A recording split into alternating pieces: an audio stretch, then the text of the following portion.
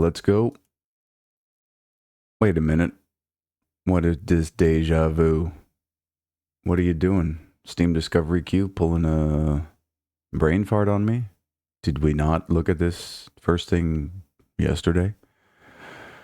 We did. I guess it's just one game faster today.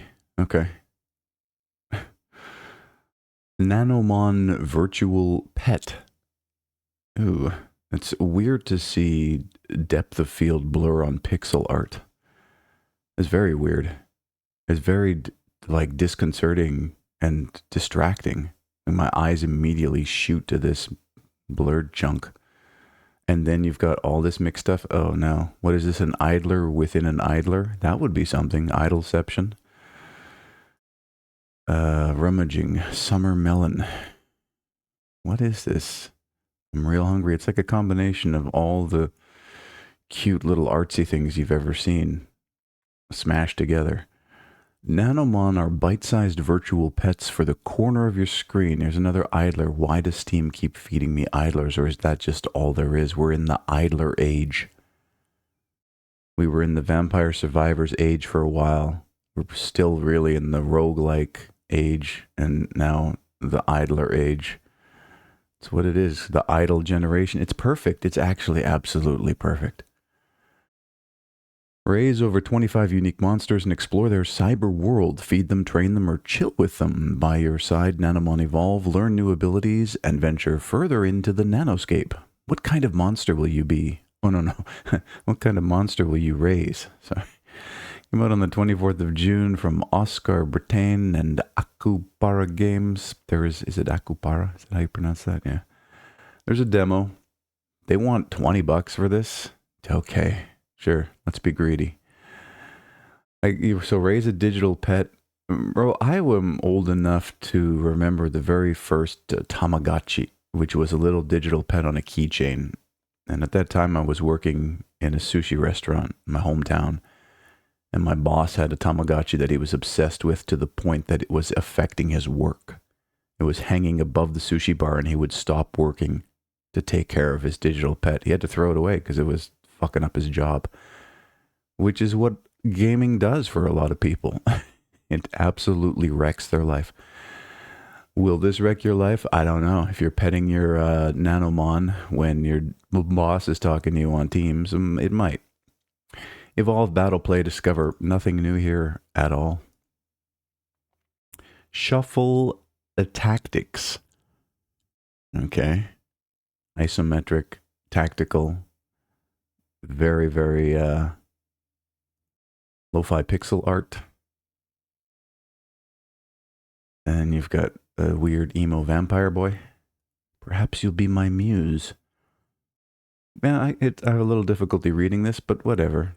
I mean, why would I play this over any of the other tactical games? I have yet to see anything. Okay, you've got the roguelike. See, when I see this stuff, I'm just like, creative, absolute creative bankruptcy.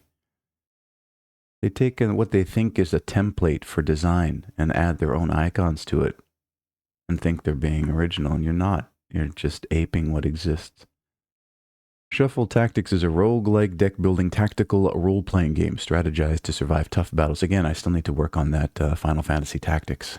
That's a good one to idle while you're sitting at home, waiting for tasks to happen in your work-from-home job. Anyways, strategize to survive tough battles. Pick the right cards to create powerful synergies and bond with your sidekicks to get an edge in battle. Adventure awaits. Will you rise as Asteria's new king? Or what about queen? Come on. You know, I do rail against this whole gender divide that's happening in games. All I want is equity. You understand? There will be no complaint if you can play both sexes. It's just that simple. Came out on the 24th of June from Club Sandwich and Arcade Crew. There is a demo. They want $20 for it normally, 20% launch discount. Okay, inspired by timeless classics such as Final Fantasy Tactics and indie sensations like Slay the Spire, Shuffle Tactics brings tactical deck building to the next level. Oh, it's got deck building and tactics and roguelite. It's just okay. Because we couldn't come up with an original idea, we took two hot ones that were already done and slopped some pixel art on top and called it a day. That's like, okay, what are the features here? Deck building roguelike with tactical 3D grid-based positioning, huh? Iconic art direction. Iconic? It's a little early to call it iconic. It's in fact quite hubristic. Lots of content, 3 heroes, 10 sidekicks, 27 enemies, 10 bosses, 6 regions, 300 hero cards, 150 sidekick cards, and hundreds of relics. Kudos for not using the plus. Huge replayability because it is endless, infinite tactical combos. I'll tell you, if I ever finish Final Fantasy Tactics, then I'll probably play XCOM, then I'll probably play Phoenix Point, then I'll probably play, what's that one where you're a mutant duck, mutant dawn, year zero, mutant whatever it is. And there's another one, Miasma Chronicles, also looks very good. There's just a trillion that I would play ahead of this. But that's just me. Warhammer 40k Boltgun Forges of Corruption expansion. This is a good game as far as boomer shooters go, and as far as faithful recreations of the Warhammer 40k vibe, if you like that kind of thing. And I don't mind this kind of thing. I've got it on Game Pass right now. I'm enjoying it. This content requires the base game Warhammer 40k Boltgun on Steam in order to play. It came out on the 18th of June from Orok Digital and Focus Entertainment. Focus kind of killing it these days, hey? $8. That's a decent price for what it is. No signs of greed here. And Good Old Games has gotcha with a 35% discount. So your favorite Ultramarine is back. You had a hell of a blast purging the heretics. Grab your holy chainsaw trusted bolter and prepare for another adrenaline-pumping shootout. Because your favorite Ultramarine is back. You said that already. Bring Boltgun's Bloodfest to another level with its new DLC, Forges of Corruption. Dive into a brand new campaign consisting of 5 levels with varied environments inspired by the grim dark lore of Warhammer 40k. And the maps in this are big. It's not a little E1, M1. They're big. Exterminate new enemies, purge with new weapons, complete the purge and show no mercy, death to the heretics. Okay. Well, if I finish the base game, I'll remember there's DLC. Spell Powder Uprising. Okay, another 2.5D they would like to tell you. It was 2.5D because they really wanted it to be 3D, but they couldn't quite handle doing rigging for 3D models, because animating 2D sprites is infinitely easier than rigging and animating a full 3D model. It's not kitschy, it's not quirky, it's none of that. Even with, who are the ones to pioneer it? Octopath Traveler. I get tired of looking at that. There's just something about it that hurts my eyes. Witness the Uprising, a rebellion seeking to overthrow the noble rule. In this strategy role-playing game set in the steampunk fantasy world, create your character, form a party of trusted companions, and bring justice to a world torn by conflict through tactical turn-based battles. You know a game where I really need to do this? A Baldur's Gate 3. Which is like the ruling monarch of these games, and I still haven't gotten around to it. I played like the first 30 minutes or whatever, just stopped. I don't know why. Probably because it was too gay for me. I might have been it. Rogandir Studio, self-published. There is a demo. They want 20 bucks. They want 20 bucks for this. A new threat arises. Battle your way. It looks very brown, doesn't it? There's a lot of brown in there.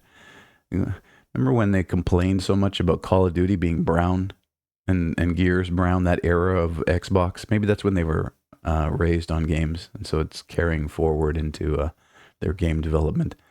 You get your own airship, you get to gather companions. It's dangerous to go alone. Excuse me, as I die. It's probably your best wish there. Guards to Chaos in Hell. All right. Another pixel art sort of Heroes of Might and Magic kind of thing that's very constrained. You only got 3 lanes. Skills. At least it's clean and consistent. Excuse me. I don't know what's going on. You got an overmap. I got a really good Heroes of Might and Magic game. I just can't remember. Oh, jeez. What the heck is the name of it? Oh, it's so good. And I just can't remember the name right now. Gosh, I hate that. Assemble a squad of 4 fearless heroes and embark on a deadly journey through the circles of hell, inspired by dark myths from around the world. Battle legions of demons and challenge the devil himself.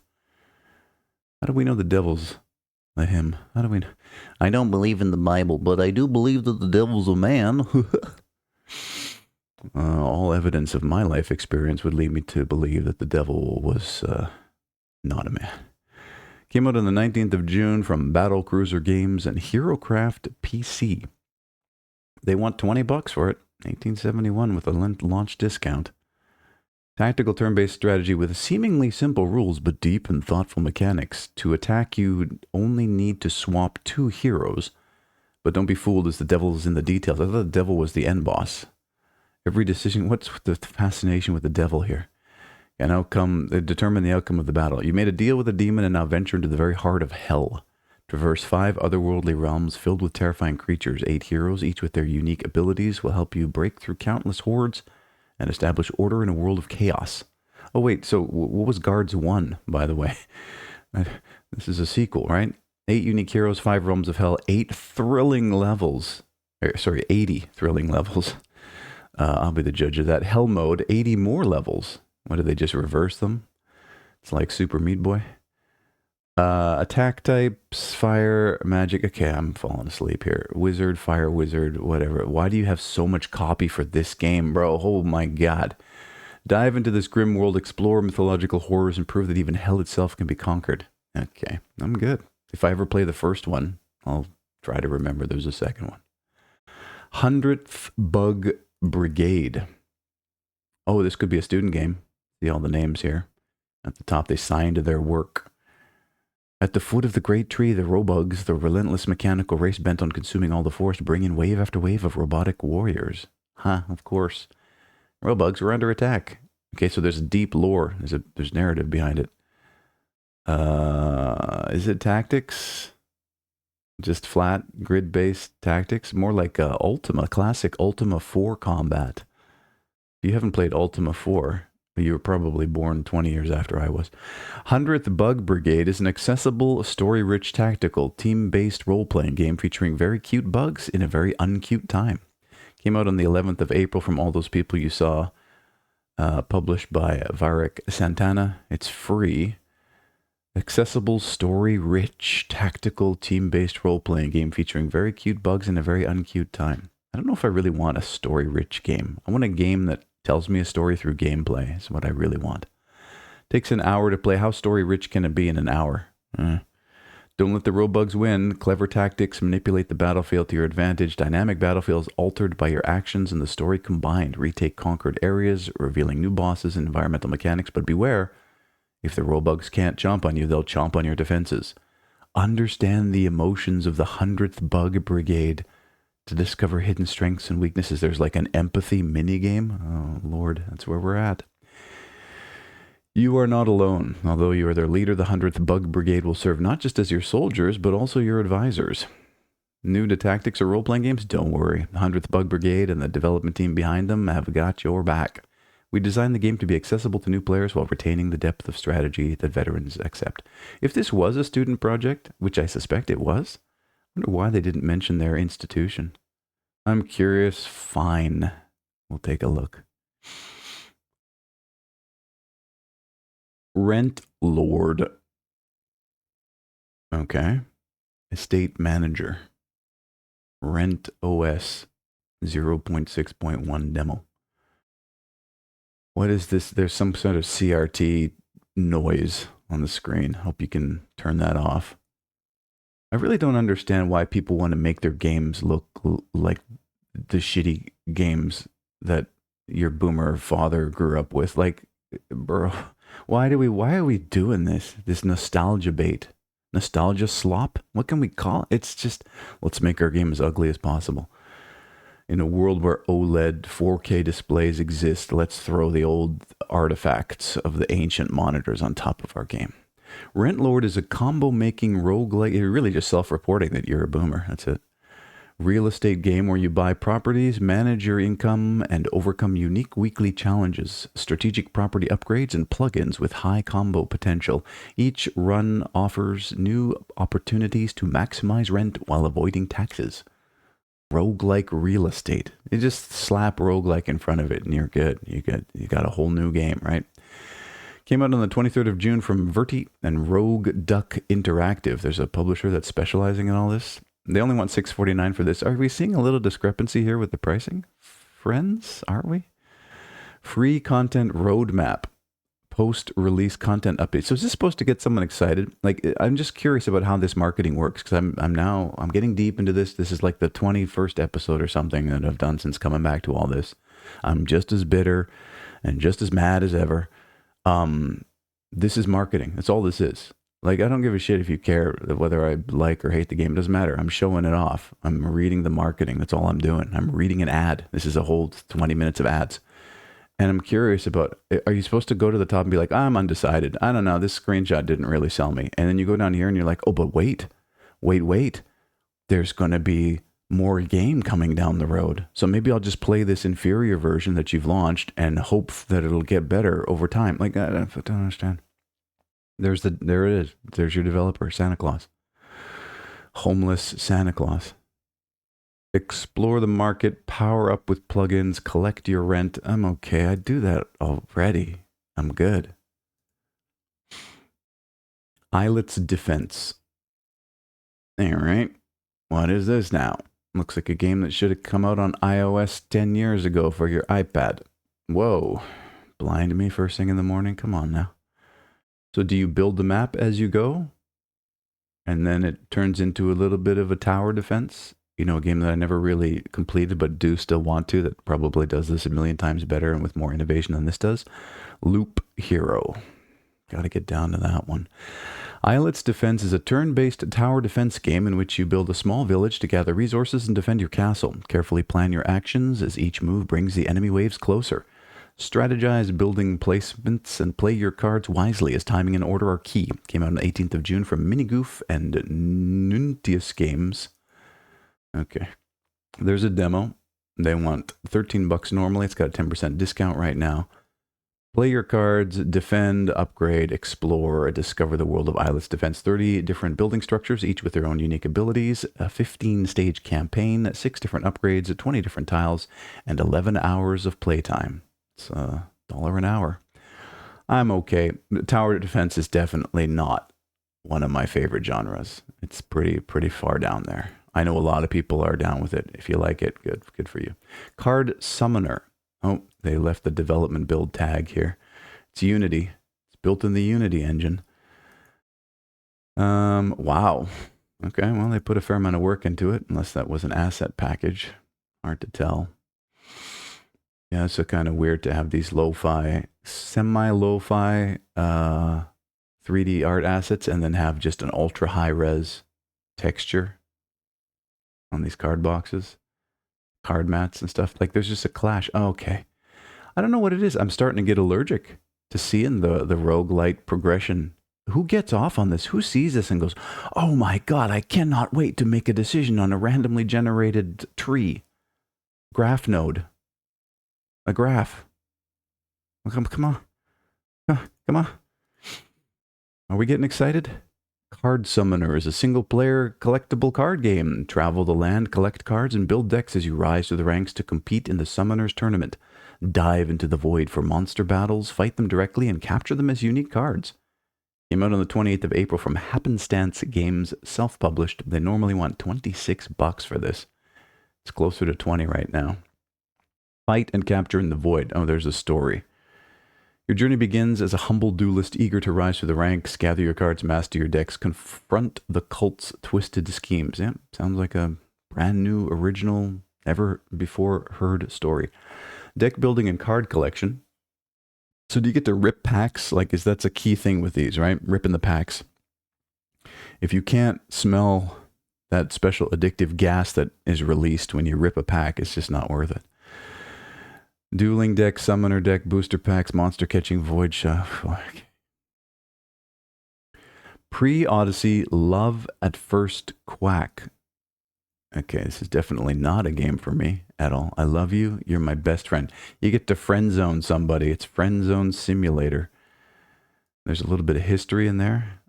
Oh, goodness. They aren't here? They played as her literal wingmen. Why did you draw the duck's anus?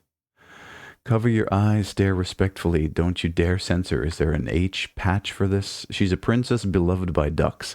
He's a notorious king of schemes. Romantic fragment from a 3,000-year-old epic. Retold as an otome visual novel. Okay, I'm good.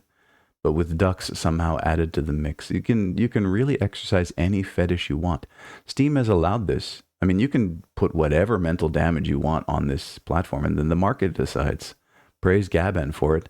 If it's really bad, really egregious, and turns out that you're like the next world-dominating dictator who's just a filthy human being, they might take it down. But short of that, you're free to publish whatever you want. It's wild.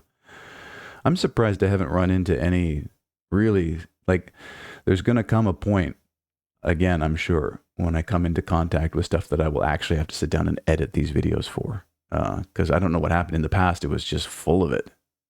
Full-on penises and vaginas and stuff. It was gross.